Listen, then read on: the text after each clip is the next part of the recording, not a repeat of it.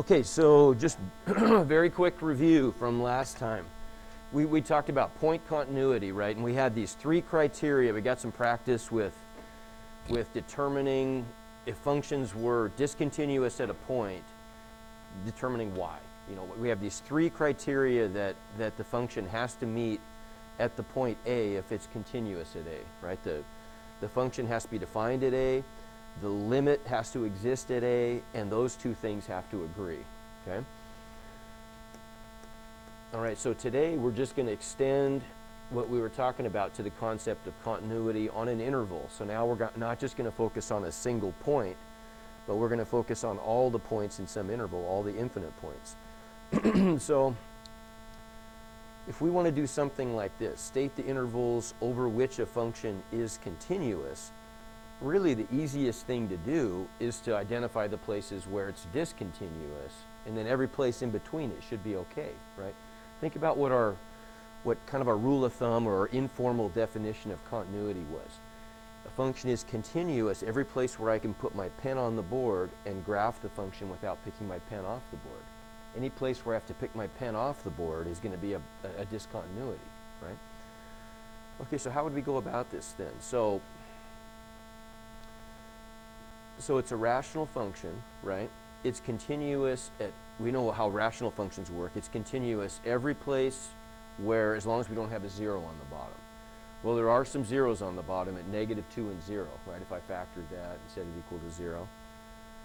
So we know then that those are going to be the 2 points of discontinuity. Every place else it should be fine. And so if we wanted to kind of go about this and explicitly state all the places where it is continuous, we're just going to include every value of x except the 2 where it's discontinuous.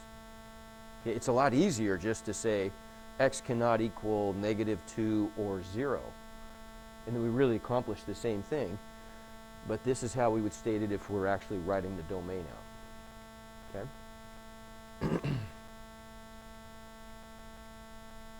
Okay, so how about this one? Determine the points at which the given function is continuous. So again, you know, we just want to find where it's discontinuous. In every place else, it'll be fine. So what about secant? This is a good opportunity for just a little bit of trig review too, right? I would never remember, unless I'm working with secants a lot, you know, I would never remember off the top of my head exactly where secant is discontinuous, but it has asymptotes, right? I would always have to kind of think about this on my own a little bit, and you might be the same way. So how would we come up with the places where it's discontinuous? When you're dealing with sine and cosine, you know, we know what those are like, but suggestion. Like, how could you figure out where the asymptotes are on this trig function? Because those are going to be the discontinuities, right?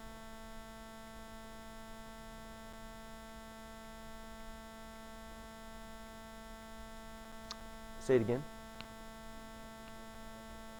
Okay, so that's the first big thing, right? What I always would do in these situations is I would, you know, I'm not going to remember secant off the top of my head, but I know that secant's 1 over cosine, right? So you always write the composite trig functions in terms of sines and cosines, and then they're pretty easy to navigate, right? So we could rewrite this as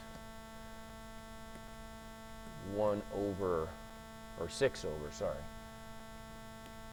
Whoops. Everybody see why that's a 6, right?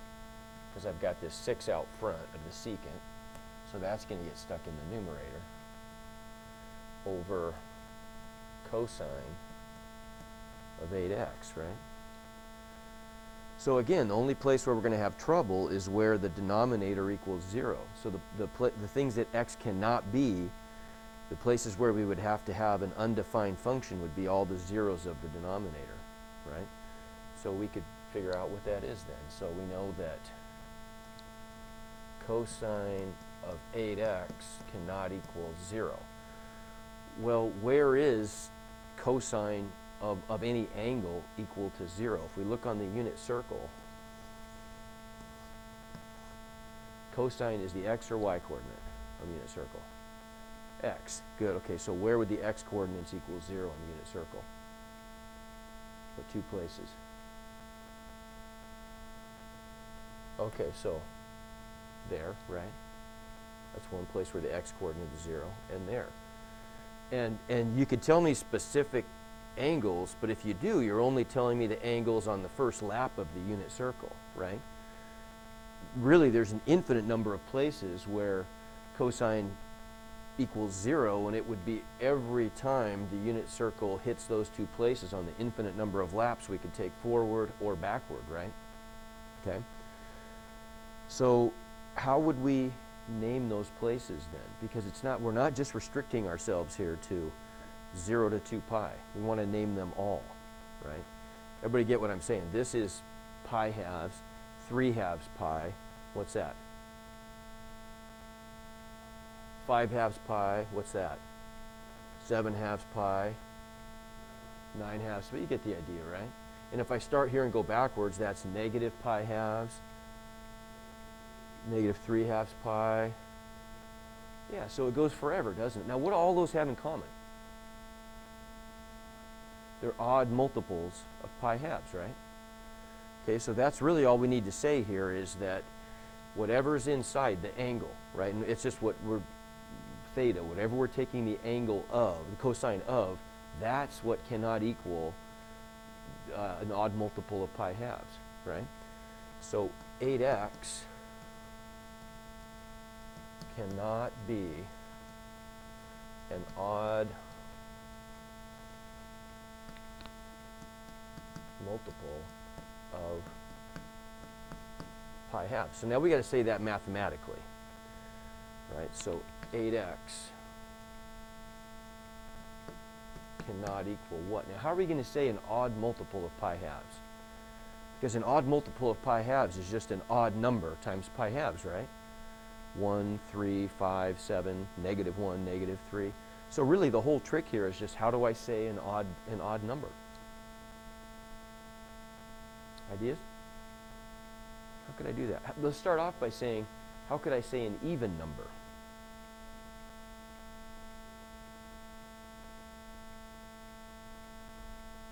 How could I say, and I guess we also implied something else. When we say an odd multiple of pi halves, we're talking about an odd integer, right? Okay.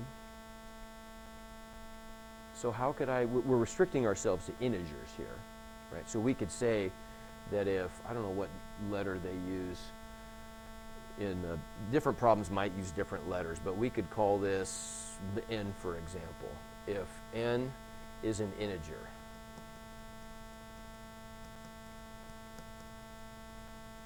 we might say something like that. N is an element of the set of integers z. Sometimes a book will say it that way, right? Capital Z represents a set of integers, okay? And that just means it's an element of. So if n is an integer, how could I say an even integer? Times 2, right? If 2 times any integer is always going to give me an even integer back, isn't it? So 2n is even. Well, if we can guarantee 2n is even, then what's going to be an odd number?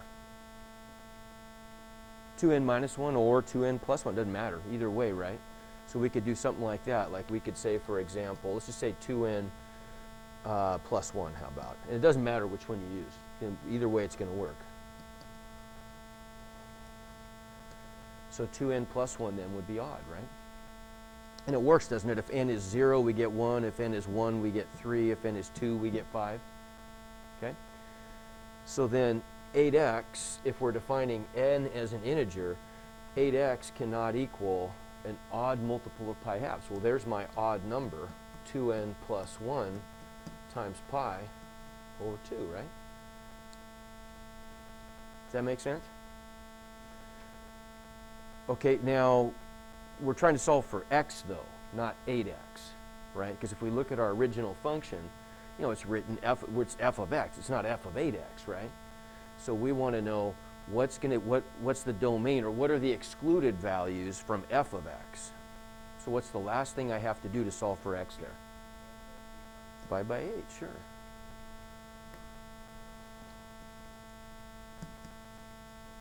Okay, and so we end up then with the result that x cannot equal 2n plus 1 times pi over 16. Okay? So it would be anything else except that, right? That would be a way to say the domain is that x cannot equal those values. Everything else is fine. Okay? Make sense? Okay? Sometimes, now they might, I'm trying to remember what they do. I got so many different textbooks going on at once here. In the Math Excel, I think sometimes they'll actually simplify that.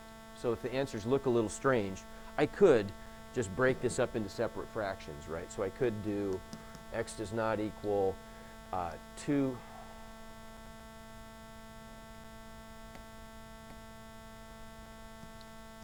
N, if I distribute the pi and the 1/16th.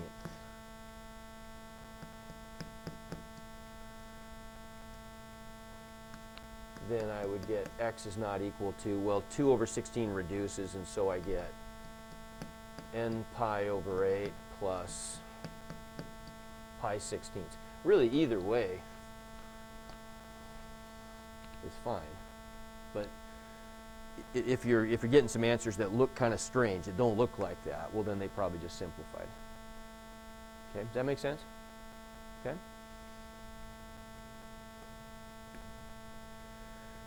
Okay, so continuity of polynomials and rational functions. So just some, this is just, we've already talked about this, but just to reinforce this. So polynomials and rational numbers, or rational functions, are continuous at every point in their domains. Now polynomials, what's the domain of every polynomial? Of just a plain polynomial. Like x squared minus 3x plus 2, right? Remember what a polynomial is. It's just it's a real number times a power of x where the exponent's a whole number, right? And so on, right? Are there any red flags with a polynomial? There's never anything on the bottom of a polynomial, right? You're never dividing by any variables. And we're never taking any even roots. So there's no red flags. There's no reason that we would ever have that the domain would ever not exist everywhere, right? So for polynomials, they're extremely well behaved. Their domain is always all real numbers. Rational functions, the domain it's a polynomial divided by a polynomial, right? So the only danger would be dividing by 0. So it's only going to be the zeros of the denominator is where we have undefined rational functions, okay? Okay, so now what happens here with our discontinuity? So we're going to explore, we want to get to a point, sort of the next little step we're going to take is we want to be able to describe the discontinuities as being either removable or non-removable. And there's a big difference, okay? So we want to categorize our discontinuities. And here's our working definitions of the two types. A removable discontinuity can be repaired by either adding or moving a single point. Okay, so it's easy to repair because there's only one point that we have to redefine. Here, examples of removable discontinuity would look like this. We'd have something like, so if this is our function,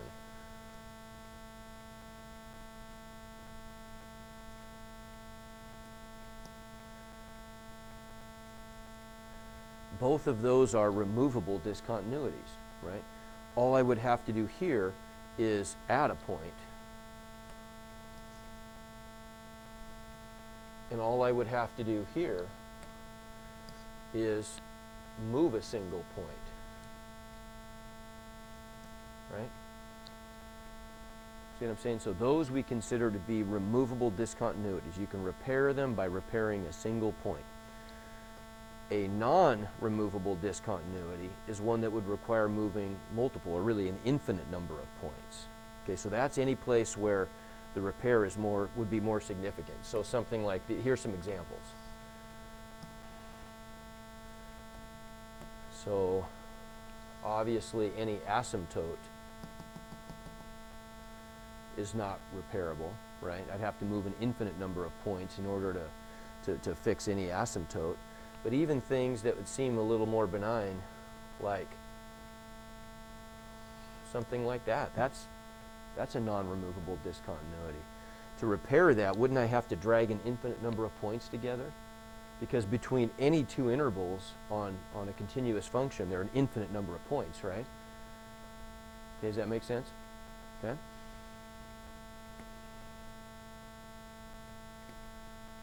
Okay, so what am I doing here? I can't remember. Let's see. Oh, okay, just examples, right? So that's removable. What's that one going to be? Non-removable. Okay, and what do we call that? So that's what a lot of books don't even worry about different kinds of non-removable discontinuities, but you might see this stuff, so we'd call that a jump discontinuity, right, where there's a jump in the function. Okay, how about something like that? What's that? Non-removable, and it's non-removable because it's an infinite discontinuity. Now, sometimes there's another one that pops up sometimes, and this is, like, I do not think this is a big deal. I really don't see that this is so important to be, it's not like it's a hugely important math concept. It's just it just allows you to communicate a little better about what you're doing. So if you have a function like this, now I don't even want to say it. It's just going to be, it'll come up when we talk about differentiability. I don't even want to do it now. I just think it's going to be confusing. We'll deal with it later. It'll make more sense. Okay? Discontinuity is classified as removable, jump, or infinite. And really, these are just non-removable. Okay? You could break those up into smaller scale and then asymptotic. Okay? Jump versus asymptotic. Okay, so now let's talk about continuity. We've over an open interval versus a closed interval, right? So this is what this is sort of today's topic, right? Continuity over an interval. So here's a textbook reading of what we've already discussed.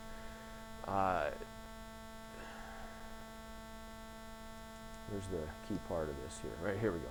No. Okay, so let's just read through this together. Now that we have explored the concept of continuity at a point, we extend that idea to continuity over an interval. As we develop this idea for different types of intervals, it may be useful to keep in mind the intuitive idea that a function is continuous over an interval if, this is so useful, if we can use a pencil to trace the function between any 2 points in the interval without lifting the pencil from the paper. In preparation for defining continuity on an interval, we begin by looking at the definition of what it means for a function to be continuous from the right at a point and continuous from the left at a point. Okay? Why do you think we must need that? Well, if we're talking about an interval between points, between A and B, right? Well, we need to know how to deal with the continuity at the endpoints, because here's the question that's going to pop up.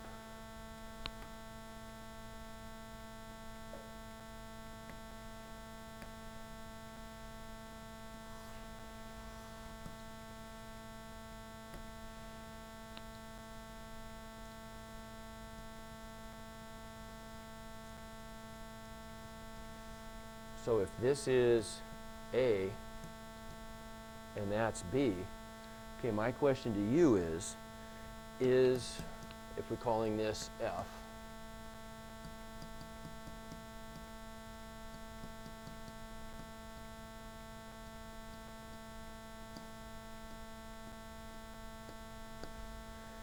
is f of x continuous? Well, let me ask you this one first. Maybe a little easier question.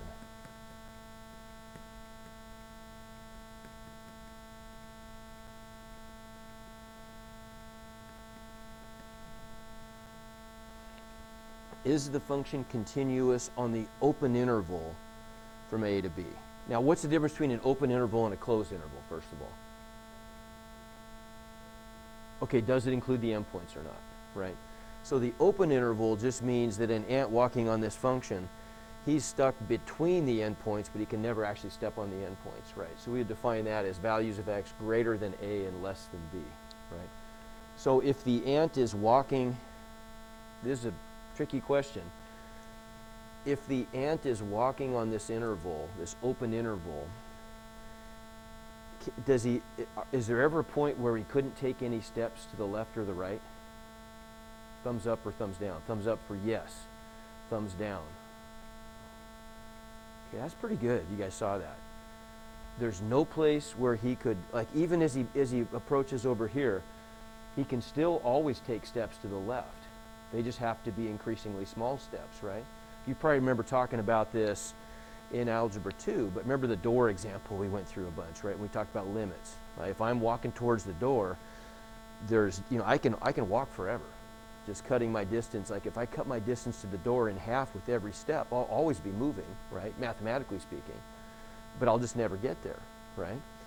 So then you tell me if is the function continuous on the open interval from A to B? Thumbs up or thumbs down?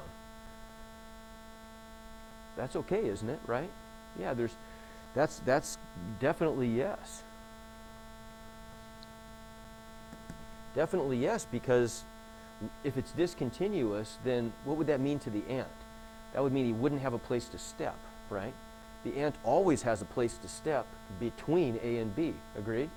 Give me 1 to 5 on that concept. Okay? All right. So that's a pretty easy one, really. What about this one, though? Is the function continuous on the closed interval? I mean, that's your intuition. What's your intuition tell you? Because you probably don't know the answer yet. Thumbs up or thumbs down? What do you think? Seen lots of thumbs up. That's correct. That's correct. Now, you might be asking yourself, though, okay, I feel pretty comfortable about that, but how can it be continuous there? Because clearly, A is a discontinuity in the larger function, right? Right? So somebody defend that for me. How can it is. The answer is yes. But how can that be if there is a discontinuity in the function f at A and at B?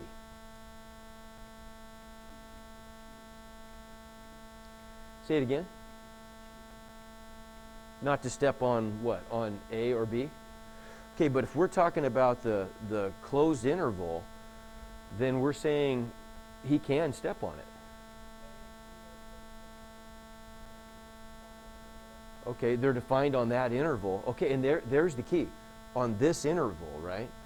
Think of it informally, like what's the only, like we were just talking about with this ant. We get a lot of mileage out of these ants. The function is continuous as long as the ant always has a place to stand, right? Does he always have a place to stand on this closed interval? He does, right? So the function should be continuous there, right? It's kind of cheating, or you're expanding the rules unfairly if you say, oh yeah, but there's a break in the function f here. Well, we don't care. We don't even, as far as we're concerned and the ant is concerned, the behavior of the function out there is completely unknown, right? He doesn't get to go out there and see, right? And so if we extended the domain, well then certainly there would be, there would be a break in the function there, right? Like if we were to say, okay, well let's let this go, let's say this is 0 and this is 10. Well now if we went from 0 to 10, oh well sure, then there's definitely a break in the function there, right? There are non-removable discontinuities. But if we're limiting our universe to just be from A to B, then we're fine, right? Okay, give me 1 to 5 on that. Is that making sense? Okay. So conceptually that makes sense, I bet, right? But now we need to be able to say this mathematically. We need to, math always has to be consistent with what makes sense or things start to get weird. So here's how we could do that. We could define what's called continuity from the right and from the left. It looks an awful lot like a one-sided limit, doesn't it? Limit from the left or limit from the right. And what do you know? We're leveraging those one-sided limits, right? So we would say that a function is said to be continuous from the right at A if the limit of f of x as x approaches A from the right is equal to the value of the function at A. Okay? That happened here, didn't it? That happened here. As the ant approached A from the right, the place he anticipated stepping, his limit from the right was equal to the value of the function, and therefore we would say that this function is continuous from the right. meaning if an ant is walking from the right. Okay? Well, similarly, continuity from the left would be defined, the same way. Function's continuous from the left at a if the limit of f of x as x approaches a from the left is equal to the value of the function.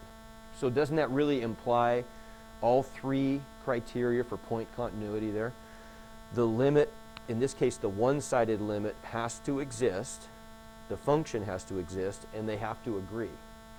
Same with limit from the right or from the left. Okay. Now what if I change something here? What if we make a new picture?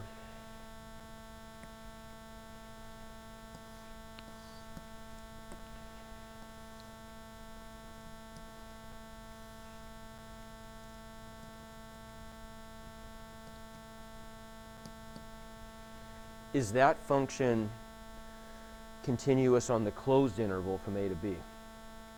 What's the problem? Say it again, Cahill. Say it a little louder. Okay, only one of them is defined, right? So the limit of the function from the right doesn't equal the value of the function at a in this case, right? So that wouldn't work.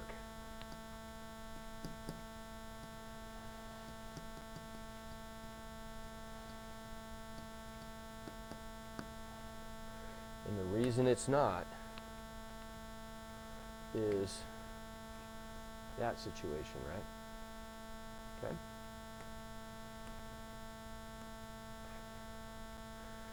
Oh, and that's okay. I just had one of these in my notes, but that's what we just went through. Okay.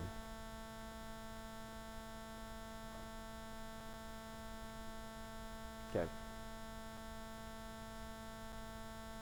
So just a reminder again, we just went through this, but f could be discontinuous at a and b and have the function still be continuous on the closed interval if we have a situation where the continuity or continuity from the left and the right exist for this interval. Okay? In other words, it's the endpoints of the function between a and b that own those endpoints, right? If that part of the function owns the endpoints, yeah, then it is continuous, okay, on that closed interval. Okay, so then we could combine all this stuff into one airtight definition, right? A function is continuous over, is this the one I'm looking for? I think it might be next page. No, never mind.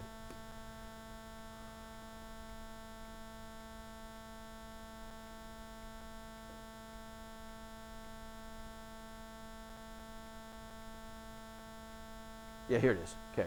This is the part I wanted to get to. So I'm going to put a big box around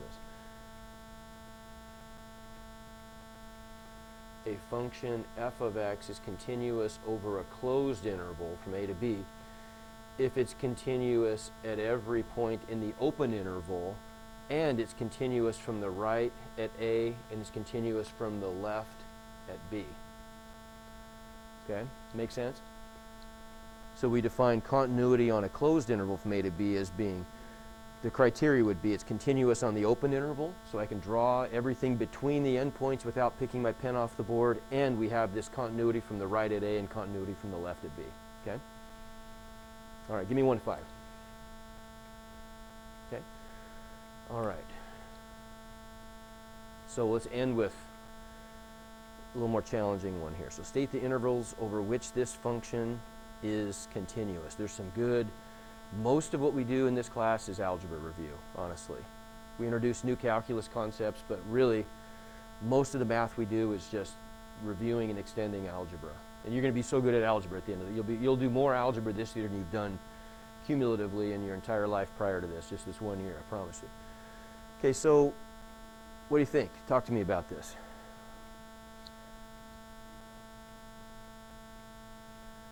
Okay, and rather, I don't want an answer. I want to know what's our thinking about how to get an answer here. Less than 2 is partially correct. Okay, even that's just partially correct. There's another part that we're missing because we're missing some steps here, right? Now, when we're trying to define, you might remember this a little bit from Algebra 2, talking about this stuff, but when we're trying to find the places where a function is continuous or discontinuous, two sides of the same coin, right? We're just asking ourselves, okay, well, where are the places where we'd violate our two rules? Where are the places where we would either divide by 0 or take an even root of a negative number, right? Well, we don't have any trouble dividing by 0 in this case, but we do have an even root, right? We know that the argument or the input of an even root has to be non-negative. It could be 0 or positive, but it can't be negative, right? So think of this like a red bubble in here. This is the part that's our red flag, has to do with the angle that, or sorry, not the angle, the input to that square root function. In math, we call that an argument. Okay, the argument of the square root function is what you're putting into the square root function. So what has to be true of everything in the red bubble? Everything in the red bubble has to be greater than or equal to 0, right? Anybody agree? Okay, well, what's in the red bubble? It's a 4 minus x squared. Okay, we can do this. We've done this stuff many times, right? We haven't done it in a while, you probably haven't. We did a ton of this in Algebra 2. Theoretically, you did this in Algebra 1. You probably reviewed it last year. How do we solve an inequality like that?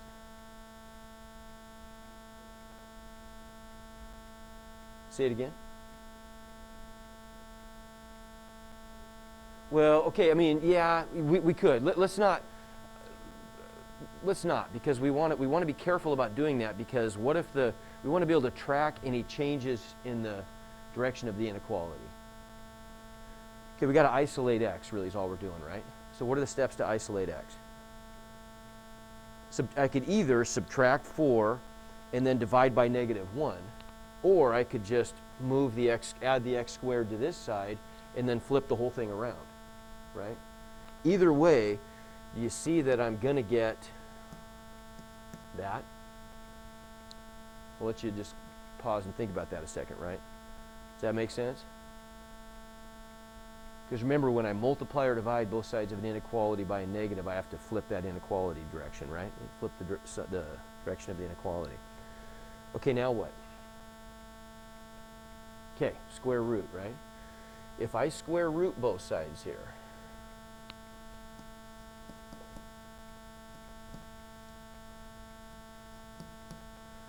what is the square root of x squared? Be real careful with this. What is the square root of x squared equal to?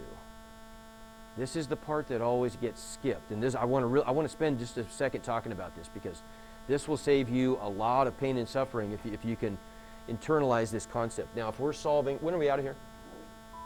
Oh, now, okay.